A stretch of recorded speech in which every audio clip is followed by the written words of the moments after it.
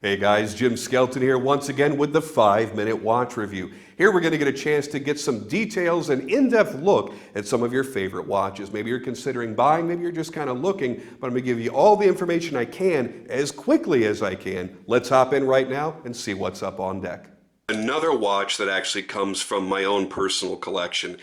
This is the Bulova Precisionist, and I'm going to tell you right now, 5 years ago, I wouldn't have looked at a Bulova.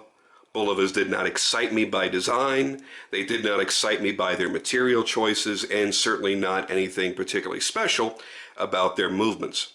However, these days, things are quite a bit different. The Precisionist series really did change everything for me, in my opinion, of Bulova.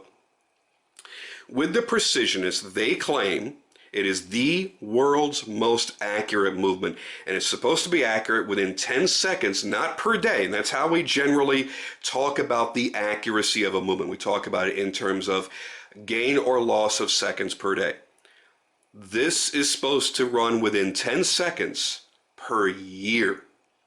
Now you think of the best, highest grade movements in the world, you could hope for within 0 to 5 seconds per day.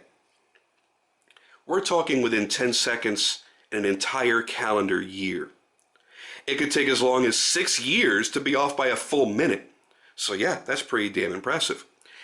This particular version is the chronograph, so let me put it into chronograph mode. This extra pusher over here basically just controls the central sweep hand. When it's running as a regular watch, you're not running your chronograph, that's going to be your seconds hand. I don't know if you noticed it, but it actually sweeps more smoothly than an automatic movement. And this is a quartz. So we get that chronograph running and you see a flurry of movement. So you get 1/10 of a second, 1/100th of a second, and 1,000th of a second right down here in that retrograde. Stop and reset. Runs up to 12 hours. There's your 12-hour totalizer. There's your minutes totalizer on a beautiful, genuine carbon fiber dial that is sitting on top of a perlage decorated steel dial. And that was another thing that really honestly attracted me to this watch. The fact that you've got all these great materials set into that dial. And by the way, I'm going to go ahead and reset that. The watch will keep an internal timing of the seconds, and when you're done using the chronograph, it'll actually catch back up to where it should be. See how it goes faster? Then it's going to come to a slope. There we go. Boom. So it never loses a second, even when you're using the other functions. You have a mirror polished bezel, as you see here, fully mirror polished. Very nicely done. A lot of knurling on the edges of that bezel. Monster-sized bolts holding that down into place. One of the most amazing bracelets I've ever seen on any watch for under $1,000.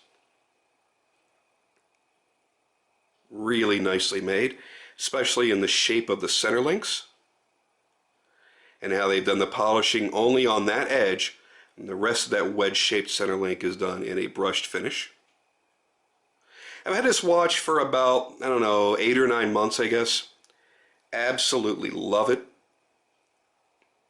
Very thick bracelet. That's almost 5 millimeters in thickness. You do get a diver's flip lock safety clasp with diver's wetsuit extension built in, which I will never use because you're never going to catch me diving. That finish work, that is really, really awesome. I've worn this watch a lot. I have actually taken off much more expensive watches to put this one on my wrist on a constant basis. It's bigger than I typically wear these days. It is a big 48 millimeter case that plays like a 50, but it wears comfortably. It's very, very, very well balanced. I love the look of the dial. I love the design cues that are done throughout. It's got a fair amount of lume. It's not screaming bright crazy, but it's got a good amount of lume. And as you see marked on the dial, 300 meters of water resistance. Not that I need that, but at least I know this case is made to handle that kind of pressure. Now, the other thing about this is they're not cheap. They're not expensive, but they're not cheap. You're going to spend about $650 to get your hands on one of these. The last network that I worked for, I think we did these for like $350, I want to say. Don't hold me to that quote. But search around and you'll probably find some places that have these discounted. But yeah, the full bang retail, if you walk into a store, is about $650, and it is absolutely worth every penny of that. This is one of the few watches that I really fell in love with immediately, and over a long course of time wearing it, that love has not faded whatsoever. So keep that in mind. There you have it. Hopefully that gave you all the information you needed to make a conscientious decision. What you need to do is, if you like the video, click subscribe. That way you're always notified when I upload a new video.